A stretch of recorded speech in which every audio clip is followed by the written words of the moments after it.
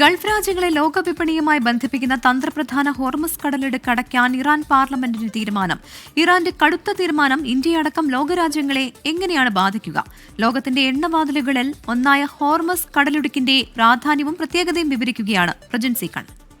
S സൂചിപ്പിച്ചതുപോലെ തന്നെ ഏറ്റവും പ്രധാനപ്പെട്ട ഒരു തീരുമാനം ഇറാന്റെ പാർലമെന്റ് എടുത്തിരിക്കുന്നു എന്നുള്ളതാണ്. ഈ ഹോർമുസ് കടലിടുക്ക് അടയ്ക്കാനുള്ള തീരുമാനം അതെങ്ങനെയാണ് ലോകത്തെ ബാധിക്കാൻ പോകുന്നത്, പ്രത്യേകിച്ചും GCC രാജ്യങ്ങളെ മാത്രമല്ല ലോകത്തിന്റെ സമ്പദ് വ്യവസ്ഥയെയും ലോകരാജ്യങ്ങളെയും അത് ഏത് രീതിയിൽ ബാധിക്കുന്നു എന്നത് വളരെ പ്രധാനപ്പെട്ട കാര്യമാണ്. ഇത് ആദ്യമായിട്ടല്ല ഈ ഹോർമുസ് കടലിടുക്കിനെ മുന്നിൽ വെച്ചുകൊണ്ടുള്ള ഇറാന്റെ ഇത്തരം നീക്കങ്ങൾ.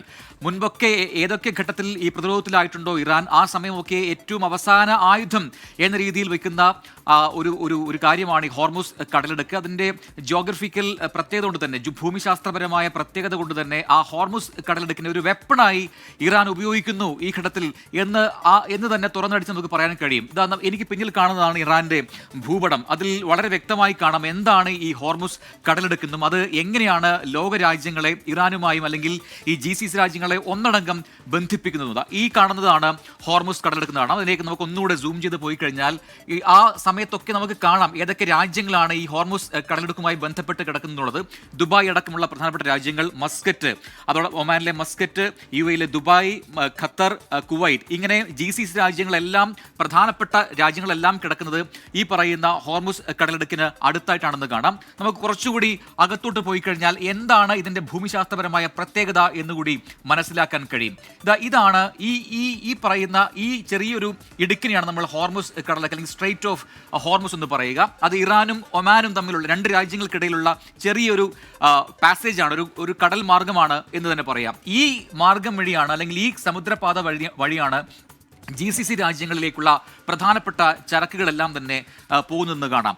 അതായത് മാത്രമല്ല GCC രാജ്യങ്ങളിൽ നിന്ന് അകത്തോട്ടും പുറത്തേക്കുമുള്ള എല്ലാ പ്രധാനപ്പെട്ട ചരക്ക് നീക്കങ്ങളും ഇങ്ങനെയാണെന്ന് കാണാം. ഉദാഹരണത്തിന് ഈ പറയുന്നത് പോലെ GCC രാജ്യമായ കുവൈറ്റിൽ നിന്നും ഒരു കപ്പൽ പുറത്തേക്ക് കിടക്കുക, ആകെയുള്ളൊരു വഴി എന്ന് പറയുന്നത് ഈ ഹോർമുസ് കടലിടുക്ക് വഴിയാണെന്ന് കാണാം. അങ്ങനെ പുറത്തേക്ക് എത്തുന്ന ഒരു കപ്പലിന് പിന്നീട് മറ്റ് രാജ്യങ്ങളിലേക്ക് പോകാനുള്ള വലിയ സമുദ്രപാത തുറന്നിടുകയും ചെയ്യും. ഇതാണ് അറേബ്യൻ സീയുടെ ഒരു ഭാഗമാണ്. അപ്പോൾ ഈ പ്രധാനപ്പെട്ട ഈ കടലിടുക്ക് ഇവിടെ പൂട്ടിക്കഴിഞ്ഞാൽ പിന്നീട് ഈ പറയുന്ന GCC രാജ്യങ്ങളിലേക്ക് അകത്തോട്ടോ അല്ലെങ്കിൽ പുറത്തോട്ടോ ഒരു കപ്പലിനും പുറത്തോട്ട് കടക്കാൻ കഴിയാതെ വരും. അങ്ങനെ മറ്റ് രാജ്യങ്ങൾ പ്രതിസന്ധിയിലായും സ്വാഭാവികമായും അവർ ഇറാനോട് അനുഭാവപൂർണ്ണമായ നയം സ്വീകരിക്കും.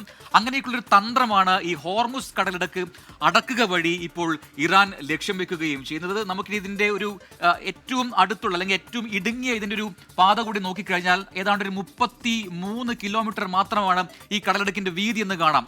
ആ സമയത്ത് ആ ഒരു പെർട്ടിക്കുലർ ഏരിയയിലാണ് ഈ കടലിടുക്ക് അടയ്ക്കാനുള്ള ഇറാന്റെ തീരുമാനം വരുന്നത്. അങ്ങനെ അടച്ചിടുന്നതോടുകൂടി തന്നെ ആകെ 2 ട്രാക്ക് മാത്രമാണ് കപ്പലിന് പോകാൻ കഴിയുക ഇതുവഴി. ഒന്ന് അകത്തോട്ടും ഒന്ന് പുറത്തോട്ടും പോകാൻ കഴിയുന്ന രീതിയിലാണ് ഇവിടുത്തെ സംവിധാനങ്ങൾ. അത്രമാത്രമേ വീതിയുള്ളൂ. കാരണം അതിനപ്പുറത്തേക്ക് പോയി കഴിഞ്ഞാൽ അത് രാജ്യാന്തര കപ്പൽച്ചാലിന് അപ്പുറമായി പോവും. ഇറാന്റെയും ഒമാന്റെയും അധീനതയിലുള്ള 2 പ്രദേശങ്ങളാണ് അപ്പുറവും ഇപ്പുറവും കാണുക. അതുകൊണ്ട് തന്നെ 2 കപ്പലുകൾക്ക് ഒരേ സമയം അകത്തോട്ടും പുറത്തോട്ടും പോകാനുള്ള സംവിധാനം മാത്രമേ അല്ലെങ്കിൽ അത്രയും വീതി മാത്രമേ ഈ കടലെടുക്കിനുള്ളൂ. അത് അടയ്ക്കുക എന്ന് പറഞ്ഞാൽ പൂർണ്ണമായും ഈ കപ്പൽ ഗതാഗതം തടസ്സപ്പെടും ആ മേഖലയിൽ. അങ്ങനെ മറ്റ് രാജ്യങ്ങളിലേക്ക് ക്രൂഡ് ഓയിലോ അല്ലെങ്കിൽ മറ്റ് എന്ത് ചരക്കുകളാണെങ്കിലും എത്താൻ കഴിയാത്തൊരവസ്ഥ വരും. സ്വാഭാവികമായിട്ടും അവിടുത്തെ സാമ്പത്തിക സ്ഥിതി പരുങ്ങലിലാവും. അപ്പോൾ ആകെയുള്ള ഒരു വഴി എന്ന് പറയുന്നത് ഇറാനോട് അപേക്ഷിക്കുക അല്ലെങ്കിൽ ഇറാന്റെ കൂടെ കൂടുക എന്ന രീതിയിലേക്ക് കാര്യങ്ങൾ വരും. അല്ലെങ്കിൽ ഇറാനെതിരെ ആക്രമണം പ്രഖ്യാപിച്ചിരിക്കുന്ന അമേരിക്ക അടക്കമുള്ള രാജ്യങ്ങൾക്ക് പിന്നോട്ട് പോകേണ്ടി വരും. അത് വലിയ തന്ത്രമാണ്. അപ്പോൾ ഹോർമുസ് കടലിടുക്കിനെ ഒരു വെപ്പണായി ഈ ഘട്ടത്തിൽ ഇറാൻ ഉപയോഗിക്കാൻ പോകുന്നു എന്ന് നിസ്സംശയം.